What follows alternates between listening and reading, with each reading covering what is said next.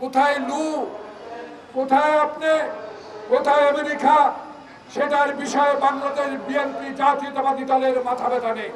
ইসলামাবাদের জিঞ্জির ভেঙেছি, দিল্লির শাসন গ্রহণ করার জন্য নয়। এই সরকার খবর রাখে শুধু খালেদা জিয়াকে কতদিন জেলখানায় রাখতে হবে, এই দেশে তারা খবর রাখে খালেদা জিয়ার বিরুদ্ধে যে অসত্য মামলা, সেই মামলায় কি করে সাজা দেওয়া যায়। এই সরকার খবর রাখে মির্জা আলমগীরকে কতদিন জেলে রাখা যায়। এই সরকার ক্ষমতা রাখে বাংলাদেশের জাতীয়তাবাদী শক্তিকে কিভাবে দমন করা যায়। এই সরকার শুধু খবর রাখে লুট করার জন্য। এই সরকার খবর রাখে বিদেশ থেকে কোটি কোটি টাকা লোন এনে মেগা প্রকল্পের নামে বাংলাদেশে আজকে যে লুটের বাজার সৃষ্টি করেছে তার খবর এই সরকার রাখে। এই সরকার মানুষের খবর রাখার দরকার মনে করে না, কারণ এই সরকার জনগণের ভোটে নির্বাচিত সরকার নয়। এই সরকার অবৈধ সরকার, তাই জনগণের কাছে তাদের কোনো জবাবদিহিতা নাই। তারা আজকে শিক্ষা প্রতিষ্ঠান সম্পূর্ণ ধ্বংস করে দিয়েছে।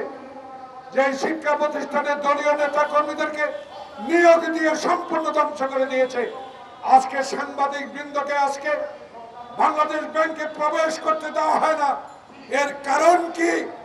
এই কারণ স্পষ্টভাবে আপনাদেরকে জানাতে হবে।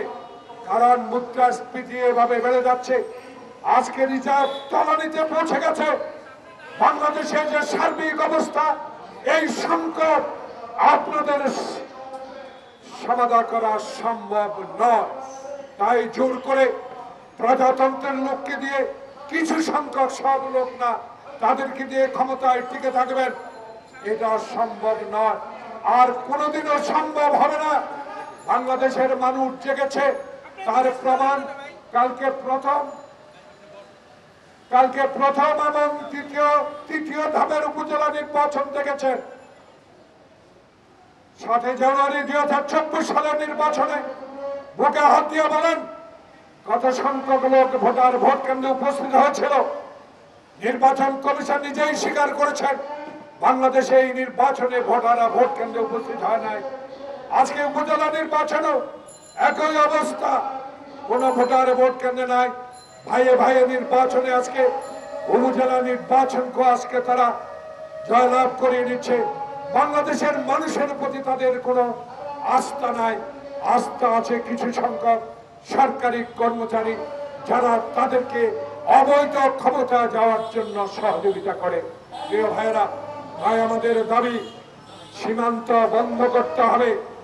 অবৈধভাবে আসা হিন্দুস্তানি পণ্য, ভারতীয় পণ্য বন্ধ করতে হবে। যেগুলো আনা হয়, আমদানি করা হয়, সেগুলোকে নিরীক্ষা পরীক্ষার পর বাংলাদেশে প্রবেশ করার অনুমতি দিতে হবে। তাই আজকে আমাদের এই দাবি স্পষ্ট।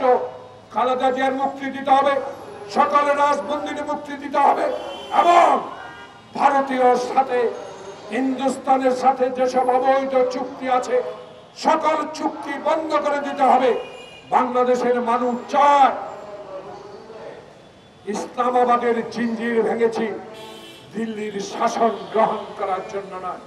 খালি পায়ে যুদ্ধ করেছি, হাফ প্যান্ট পরে যুদ্ধ করেছি, দেশ স্বাধীনতা অর্জন করেছি গণতন্ত্রের জন্য, সংবিধান রক্ষার জন্য। সেই সংবিধানকে তছনছ করে দিচ্ছেন, বাকশাল কায়েম করার অভিনব প্রচেষ্টা আবার চালিয়ে যাচ্ছেন। তাই বাংলাদেশ ব্যাংকে আজকে সাংবাদিক প্রবেশ করতে দিচ্ছেন না। এর কারণ একটি, আবারও সেই পুরানো বাকশাল বাংলাদেশে কায়েম করার প্রবণতা আপনাদের মধ্যে সৃষ্টি হয়েছে। এই সৃষ্টির কারণ একটি, বারবার অনির্বাচিত সরকার ক্ষমতায় যাওয়া। তাই প্রিয় ভাইরা, ওবায়দুল কাদের সাহেব আমাদের একজন সম্মানিত আওয়ামী লীগ নেতা, আপনার উদ্দেশ্যে বলতে চাই, কোথায় লু, কোথায় আপনি, কোথায় আমেরিকা, সেটার বিষয়ে বাংলাদেশ বিএনপি জাতীয়তাবাদী দলের মাথা ব্যথা নেই। বাংলাদেশ জাতীয়তাবাদী বিশ্বাস করে দল, যে দেশের মানুষ, বাংলাদেশের মানুষের প্রতি ভালোবাসা, বাংলাদেশের গণতন্ত্রের প্রতি সমর্থন, যেই দেশেরই নেতা হোক না কেন, তাকে আমরা অভিনন্দন জানাবো। তাই আমরা বলতে চাই, লু নিয়ে এত উৎসাহিত আমরা নয়, লু নিয়ে উৎসাহিত আপনারা। লু কি বার্তা নিয়ে আসছে সেটা আপনারাই জানেন, আমাদের জানার কথা নয়, কারণ আপনারা অবৈধভাবে বাংলাদেশের ক্ষমতায় বসে আছেন। প্রিয় ভাইয়েরা, তাই আসুন সবাই দেশ নেত্রীর মুক্তি আন্দোলনে সক্রিয় হই। বাংলাদেশে অবৈধ অনির্বাচিত রাতের ভোটে সরকারকে আজকে বিতাড়িত করার জন্য সকল শক্তি এক হয়ে বাংলাদেশের সংবিধান রক্ষার, স্বাধীনতা রক্ষার আন্দোলনে ঝাঁপিয়ে পড়ি।